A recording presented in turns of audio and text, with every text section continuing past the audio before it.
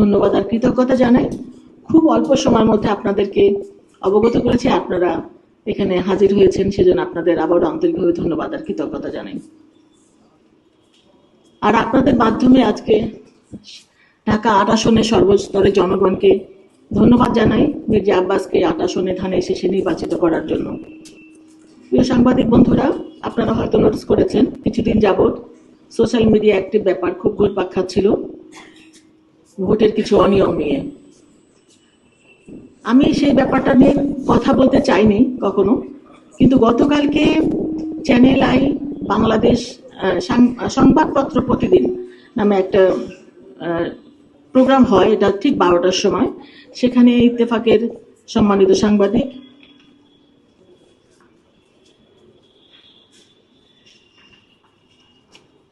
সালেউদ্দিন ভাই, উনি গেস্ট ছিলেন, হোস্ট ছিলেন আমাদের মানব জমিনের জনাব মতিউর রহমান ভাই।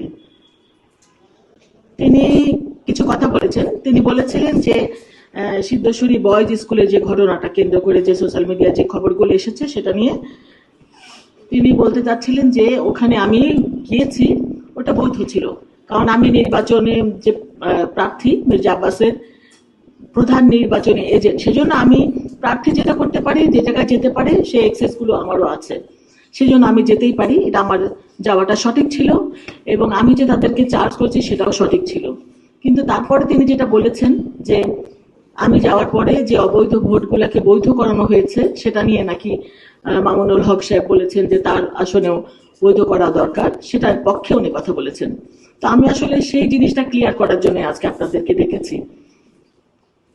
আমি 12 তারিখে 5:30-6টার দিকে আমি জানতে পারলাম সিদ্ধেশ্বরী বয়েজ স্কুল থেকে আমাদের পোলিং এজেন্টরা ভিতর থেকে বারবার আমাকে নক করছিল, এখানে অনিয়ম হচ্ছে, অনেক অনিয়ম হচ্ছে, একটু পারলে এখানে আসেন।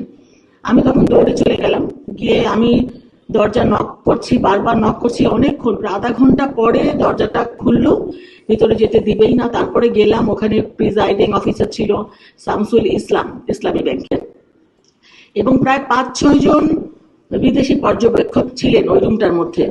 ওখানে কাউন্টিং হচ্ছিল। তখন আমাদের যে ধানের শীষের এজেন্ট তারা বলছিল যেখানে 25 থেকে 27টা ভোটকে তারা বাতিল করে দিয়েছে, যে ভোটটা ওই যে গ্যাপ সাদা জায়গাটা সিমেন্সির জন্য সেগুলোকে বাতিল করে দিয়েছে। কিন্তু আমরা শুনতে, আমি রওনা হওয়ার আগে জানতে পেরেছিলাম যে নির্বাচন কমিশন থেকে ওই ভোটগুলোকে বৈধ করার জন্য রিকোয়েস্ট করা হয়েছে।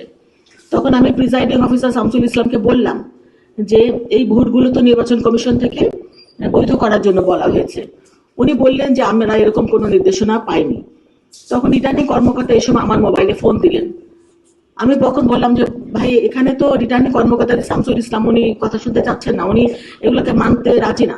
তখন উনি বললেন ওনাকে ফোনটা দেন। আমি ফোনটা সাইফুল ইসলাম, আমি স্পিকারে রেখেছিলাম ফোনটা। আমার স্পিকারে বিদেশের পর্যবেক্ষকরাও শুনছিলেন, বিভিন্ন প্রার্থীর এজেন্টরাও শুনতে পাচ্ছিলেন, ধানের শেষের এজেন্টরাও শুনতে পাচ্ছিলেন, এবং ওই কক্ষের ভিতরে যারা ছিলেন সবাই স্পষ্ট শুনতে পাচ্ছিলেন যে স্পিকারে রিটার্নিং কর্মকর্তা বলছিলেন যে নির্বাচন কমিশন থেকে নির্দেশনা এসেছে এই ধরনের ভোটগুলোকে বৈধ করে দিতে।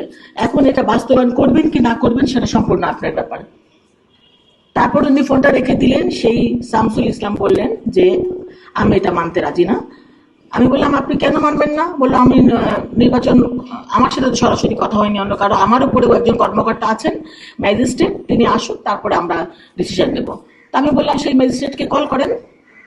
উনি অনেকবার কল করেন, কল করে বলে আসছেন। তারপর অনেকক্ষণ পরে সেই একজন মহিলা আসলেন ম্যাজিস্ট্রেট।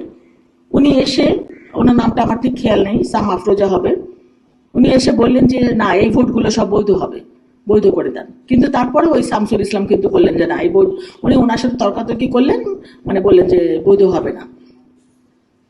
কিছুক্ষণ পরে ওই ম্যাজিস্ট্রেট তখন বললেন যে আমার আরেকটা জায়গায় একটা অনিয়ম হচ্ছে, আমি ওখানে একটু চলে যাই। তখন আমি বললাম যে আপনি এই জিনিসটা মানে সলিউশন না করে আপনি চলে যাচ্ছেন, তাহলে এটা কি হবে? তখন উনি বললেন যে আমি কিছুক্ষণ পরে আবার আসছি। তখন উনি চলে গেলেন, আর আসলেন। তখন আমি এই প্রিজাইডিং অফিসারকে বললাম যে আপনি এখন কি ডিসিশন নেবেন? উনি বললেন যে না, আমি সব একদম সিএসি বা সচিবের সাথে কথা না বলে আমি কোনো কাজ করবো না, মানে উনি কারো কথা শুনতে রাজি না। তো ওখানে আমি তো প্রায় আধা ঘন্টার উপরে ছিলাম হয়তো। তখন আমাদের ছেলেপেলেরা যারা পোলিং এজেন্ট ছিল তারা বলছিল যে এখানে অনেক ভোটের ব্যবধানে আমরা এগিয়ে আছি। আর এই ভোটগুলো দিবে কি দেবে উনি মানে আমার সাথে তর্কাতর্কি হচ্ছিল, যে আমি বলছিলাম যে আপনি যেটা লিগ্যাল সেটা করেন, যেটা আপনাদের নির্দেশনা সেটা আপনারা মানেন। উনি মানবে না, যখন মানবে না আমি চলে এসেছি। ওখানে কিন্তু একটা ভোটও ওরা বৈধ করে নাই, 25 থেকে 27টা ভোট।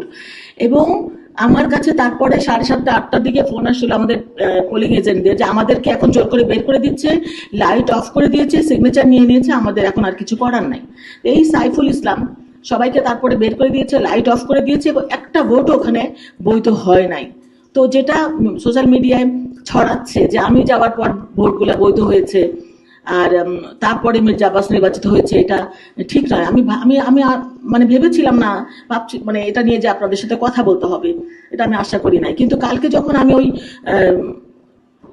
চ্যানেল আই এর নিউজটা আমি মানে সংবাদপত্রে ওনার কথা যখন শুনলাম, ওনার নাম হলো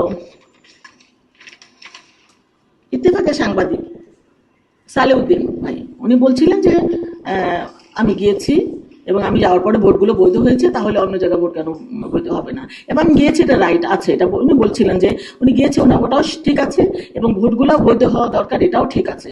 তো কথা হচ্ছে যে এখানে যদি বৈধ হয় তাহলে ওখানে হবে না কেন? তো ভাই আমি যেটা বলতে চাচ্ছি, কোনো ভোটই ওখানে বৈধ করে নাই। আর এইরকম প্রত্যেকটা কেন্দ্রে আমি তারপর বের হওয়ার পরে শুনছিলাম ideal school, Kamalapur girls school, অনেক স্কুল, আমাদের প্রত্যেকটা কেন্দ্রে 70টা 75টা 40টা 50টা করে ভোট এরকম করে বাতিল করে দিয়েছে। এই ভোটগুলোকে যদি বৈধ করা হতো তাহলে কিন্তু অনেক কয়েক হাজার ভোট আরো বেড়ে যেত মির্জা আব্বাসের। তো আপনাদেরকে ডেকেছি এটার জন্য, কোনো ভোট বৈধ করা হয় নাই। তারপর আমি রিটার্নিং কর্মকর্তার অফিসে গিয়েছি রাত্রে 9টার দিকে, এবং আমি লিখিত একটা চিঠি কমপ্লেন দিয়ে আসছি যে এই ভোটগুলোকে যেন বৈধ করা হয়, কিন্তু এখন পর্যন্ত সেটা করা হয়নি। তো আমি তো সেটা নিয়ে কথা বলতে দরকার হবে এটা আমি ভাবি নাই, কিন্তু কালকে রাতে যখন এটা দেখলাম, এত বড় বড় সাংবাদিক যারা, আপনারা সাংবাদিকরা, আপনারা তো ভুল করতে পারেন না, আপনাদের উপরে দেশ জাতি তাকিয়ে আছে, আমরাও তাকিয়ে আছি, আমরা ভুল করবো, আপনারা সেটা ধরে দিবেন। এখন আপনাদের ভুল যদি আমাদের ধরিয়ে দিতে হয়, সেটা তো আমাদের জন্য অনেক খারাপ বা কষ্টের জায়গা। আর এরকম সিনিয়র সাংবাদিকরা যদি না জেনে, না প্রমাণ ছাড়া এরকম কথা বলে, তাহলে অনেক জুনিয়র সাংবাদিক আছে, তারা কিভাবে শিখবে? তো আমি সেই জন্যই আপনাদের মাধ্যমে তাকে অনেক কোশ্চেন করতে চাই যে উনি যেটা বলেছেন ওটা ঠিক নয়।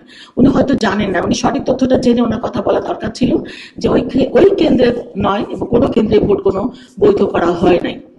তো আমি যেটা বলতে চাই আপনাদের কাছে, আবারও বলছি, আমি গিয়েছি, এটা সঠিক ছিল। নির্বাচনী প্রার্থীর আমি মেইন এজেন্ট, আমি যে কোনো জায়গায় যেতে পারি, আমি এখানে কোনো প্রভাব বিস্তার করি নাই। আমি শুধু বলতে চেয়েছি যে আপনি নির্বাচন কমিশনের নির্দেশনা আছে, আপনি কথা বলে দিয়েছে, কিন্তু তিনি মানতে রাজি হননি, আমি চলে এসেছি, এবং কোনো ভোট ওখানে বৈধ হয় নাই, এটা আপনাদের মাধ্যমে জানানো।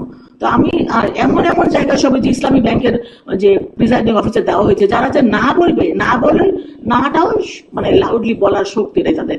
তুই তাদের এরকম মেরুদণ্ডহীন লোকগুলাকে তো কোনো প্রশাসন, কোনো ভালো জায়গা আসলে দেওয়া উচিত না। আমরা অন্যায় প্রতিবাদ করবো, ভোকালি করবো, আমরা দৃঢ় কণ্ঠে করবো, স্পষ্ট ভাষায় করবো যেটা অন্যায়, কিন্তু উনি যেটা করেছেন সেটা ঠিক করেন নাই।